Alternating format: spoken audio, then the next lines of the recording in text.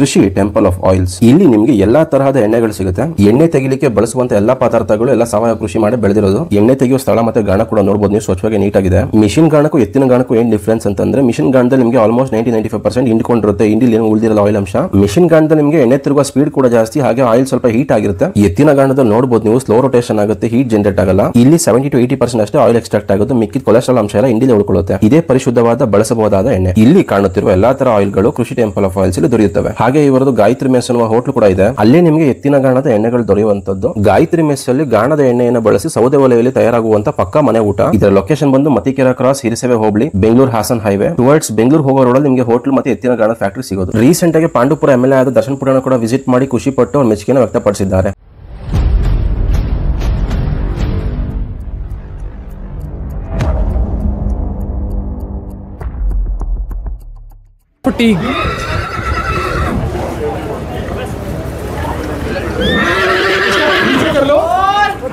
Hello sir, ನಮಸ್ತೆ. ನಮಸ್ತೆ Somashekar sir, ನಮಸ್ತೆ. ಇವತ್ತು ನಾವು ಬೆಂಗಳೂರಿನ ಚೆನ್ನೈಗೆ ಬಂದಿದ್ದೀವಿ. ಒಂದು ಹಾರ್ಸ್ ಇದೆ, ಎಂಡ್ಯೂರೆನ್ಸ್ ಶೋ ಇದೆ ಅಂತ, ಅದ್ರ ಬಗ್ಗೆ ಸ್ವಲ್ಪ ತಿಳಿಸ್ಕೊಡಿ ಸರ್. ಅದೇ ಫಸ್ಟ್ ಆಫ್ ಆಲ್ ಎಲ್ಲರಿಗೂ ನಮಸ್ಕಾರ. ಇದು ಬಂದು ಅಂತಿಯೂರು ಅಂತ ಬರುತ್ತೆ. ಕುದುರೆ ಜಾತ್ರೆ ಮುಂಚೆ ಏನು ನಡೀತಾ ಇತ್ತು ಆ ಜಾಗದಿಂದ 15 ಕಿಲೋಮೀಟರ್ ದೂರದಲ್ಲಿ ಮೇವಾಣಿ ಅನ್ನೋ ಜಾಗದಲ್ಲಿ ಎಂಡ್ಯೂರೆನ್ಸ್ ಚಾಂಪಿಯನ್ಶಿಪ್ ನಡೀತಾ ಇದೆ. ಸೊ ಇದು ಬಂದು ಈಗ ಸದ್ಯಕ್ಕೆ ಒಂದು 20 ಕಿಲೋಮೀಟರ್ 40 ಕಿಲೋಮೀಟರ್ ಅಂತ ತಮಿಳುನಾಡು ಕಡೆಯಿಂದ ಆರ್ಗನೈಸ್ ಮಾಡಿದ್ದಾರೆ ಇದು. ಸೊ ನಾವು ಇಲ್ಲಿ ನಮ್ಮ ಕರ್ನಾಟಕದಿಂದ ಸ್ವಲ್ಪ ಕುದುರೆಗಳು ಬಂದಿವೆ. ಸೊ ಇಲ್ಲಿ ಏನಿದೆ ನೀವು ನೋಡ್ತಾ ಇದ್ದಾರೆ, ಇವೆಲ್ಲ ಮೆಚ್ಯೂರ್ಡ್ ಹಾರ್ಸಸ್. ಇಲ್ಲಿ ಎಂಡ್ಯೂರೆನ್ಸ್ಗೆ ಅಂತ ಬಂದಿರೋದು ಎಲ್ಲ ಇಂಡಿಜಿನಿಯಸ್ ಹಾರ್ಸಸ್, ಯಾವುದು ಮಾರ್ವಾರಿ ಕಾಟೇವಾಡಿ ಅಂತ ಬೈಫರ್ಕೇಷನ್ ಇಲ್ಲ. ಯಾವ ಕುದುರೆ ಓಡುತ್ತೆ ಚೆನ್ನಾಗೆ, ದಿನ ಡೈಲಿ ಕೆಲಸ ಕೊಟ್ಟಿರುತ್ತೆ. ಶೋ ಕುದುರೆಗಳಲ್ಲದೆ ನಾರ್ಮಲ್ ಓಡೋ ಕುದುರೆಗಳು ಎಂಡ್ಯೂರೆನ್ಸ್ಗೆ ಬಂದಿದೆ. ಸರ್ ಇದು ಯಾವಾಗ ನಡೀತಿದೆ, ಯಾವ ಥರ ಇದು ಮಾಡ್ತಾರೆ ಸರ್? ಇದು ಬಂದು ವರ್ಷಕ್ಕೆ 1 ಸತಿ ಅಥವಾ 2 ಸತಿ ಮಾಡ್ತಾರೆ. ಸಾಮಾನ್ಯವಾಗಿ ವರ್ಷಕ್ಕೆ 1 ಸತಿನೇ. ಇದು 20 ಕಿಲೋಮೀಟರ್ 40 ಕಿಲೋಮೀಟರ್ ಮಾಡ್ತಾ ಇದ್ದಾರೆ. ಈಗ ಸದ್ಯಕ್ಕೆ ರೀಸೆಂಟಾಗಿ ಶೋ ಮಾಡಿದ್ರು ಕೊಯಮತ್ತೂರು, ಅದಾದಮೇಲೆ ಈಗ ಎಂಡ್ಯೂರೆನ್ಸ್ ಪ್ಲಾನ್ ಮಾಡ್ತಾರೆ ಸೇಮ್ ಅದೇ ಟೀಮಿಂದ, ತಮಿಳುನಾಡು ಟೀಮಿಂದ. ಸರ್ ಈಗ ಒಬ್ರು ಕುದುರೆ ಇಟ್ಕೊಂಡ್ರವರು ಇಲ್ಲಿ ಬಂದು ಇದು ಎಂಡ್ಯೂರೆನ್ಸ್ ಶೋ ಅಲ್ಲಿ ಪಾರ್ಟಿಸಿಪೇಟ್ ಮಾಡಬೇಕು ಅಂದ್ರೆ ಯಾವ ಥರ ಪ್ರೊಸೀಜರ್ ಇರುತ್ತೆ? ಪ್ರೊಸೀಜರ್ ಈಗ ಎಂಡ್ಯೂರೆನ್ಸ್ ರೇಸ್ ಅಂದರೆ ಏನಾಗಿದೆ ಅಂದರೆ ಜನಕ್ಕೆ ಕನ್ಫ್ಯೂಷನ್ನು. ಕುದುರೆ ರೇಸ್ ಅಂದ್ಕೊಂಡಿದ್ದಾರೆ.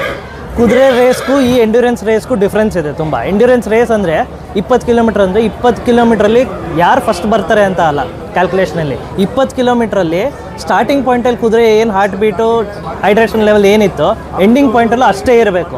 ಇದರಲ್ಲಿ ಏನಂದರೆ 20 ಕಿಲೋಮೀಟ್ರಿಗೆ ಎಷ್ಟು ಟೈಮ್ ಒಳಗೆ ಬರಬೇಕು ಅಂತ ಇರುತ್ತೆ. ನೀವು ಮುಂಚೆನೂ ಬರೋಂಗಿಲ್ಲ, ಆ ಟೈಮ್ ಲಿಮಿಟ್ ಆದಮೇಲೂ ಬರೋಂಗಿಲ್ಲ.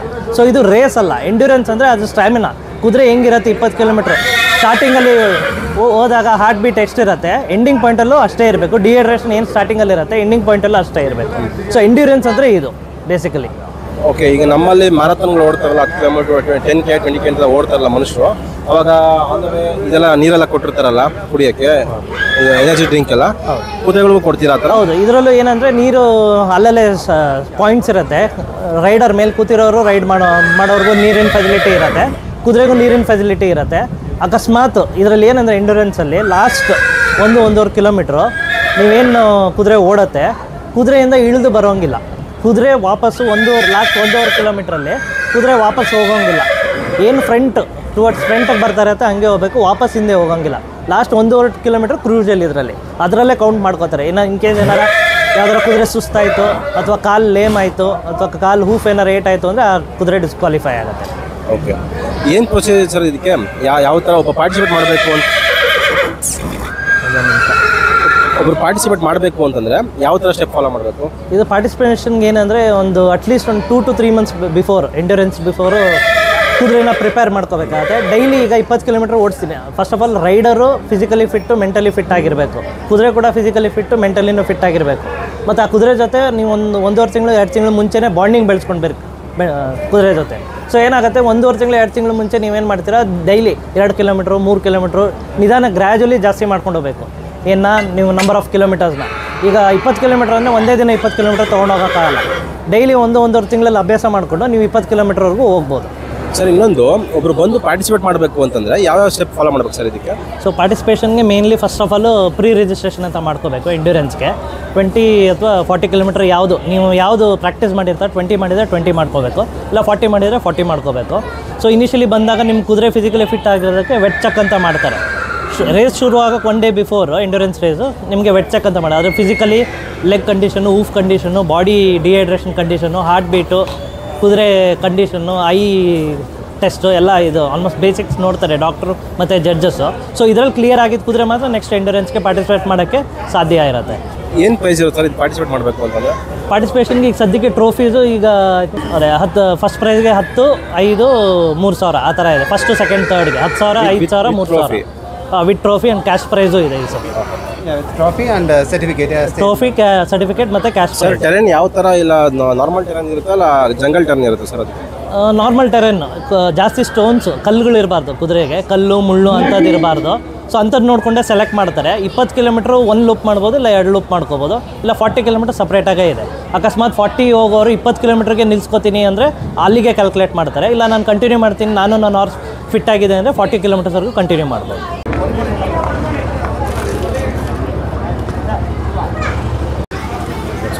There are various things we are checking, like we are checking the heartbeat, we are checking the respiration, we are checking the dehydration, whether the horse is hydrated or not. After we check the muscle tone and we put on the walk. After that we check if it's lame or not. These are few parameters which are checked before any competition or endurance race. So ಇವ್ರು ಬಂದು ಸೂರ್ಯ ಅಂತ ತಮಿಳ್ನಾಡವರು, ಮೂಲತಃ ತಿರುಪೂರವರು. So ಇವ್ರು ವರ್ಷ endurance ನಡೆದ್ರೆ ಇವರು ಕುದುರೆಗಳು ತೊಗೊಂಬರ್ತಾರೆ. ಈಗ 4 ಕುದುರೆ ತೊಗೊಂಬಿದ್ದಾರೆ ಇವ್ರದ್ದು. So how many horses you bought? Yeah, this year we bought 3 horses, a gelding and 3 mares. ಗೆಲ್ಡಿಂಗ್ ಅಂದರೆ ಒಂದು ಗೆಲ್ಡಿಂಗ್ ಅಂದರೆ ಗಂಡು ಕಸಿ ಮಾಡಿರ್ತಾರೆ, 3 ಹೆಣ್ಣು ತಂದಿದ್ದಾರೆ ಇವರು. So how is the plan? You are going for 20 or 40? Yeah, actually 2 horses are participating in 20 kilometers and 2 horses are participating in 40 kilometers. So this is the first time in Tamil Nadu we are having a 40 kilometer endurance race. So we have prepared our horses and we are looking forward. We have already done a trial ride of 20 kilometers with our horses and the terrain is very good. The track is very safe. So this year we are starting with 40 and in the upcoming years we are planning to make it a 60, 80 and in future in the next couple of years we are planning for a 100 kilometer race in Tamil Nadu also. So all the horses we are getting prepared for that. So how is the track? The track is very safe first of all and it's actually a very quiet track. There is no disturbance, no hazards. And it's not a very hard track, I would say. There are no obstacles because there are a lot of children participating this year. So there are no obstacles or anything like that. And so how many like Riders, what are the ages they are participating? actually, I'm not very sure. Today evening we have the briefing of the track and everything with the judges. So as far as I know, there are 2 categories. One is 4 categories actually. And in 20 kilometers there is under 14 and open category. And in 40 kilometers there is under 14 and open category. There are 4 categories happening. And we are expecting around 40 to 50 horses this year. Yeah, and almost 50% of them are children. So ಅವ್ರು ಏನು ಹೇಳ್ತಾ ಇದ್ದಾರೆ ಅಂದರೆ trial ride ಅಂತ ಮಾಡ್ಕೊಂಡಿದ್ದಾರೆ ಇವರು. ಮನೇಲಿ already practice ಮಾಡಿಸಿದ್ದಾರೆ. ಅವ್ರ ಕುದುರೆಗಳು ಅವ್ರವ್ರ ರೈಡರ್ಸ್ ಯಾರಿದ್ದಾರೆ ಎಲ್ಲ ಪ್ರಾಕ್ಟೀಸ್ ಮಾಡ್ಕೊಂಡು ಇಲ್ಲಿಗೆ ಬಂದಿದ್ದಾರೆ.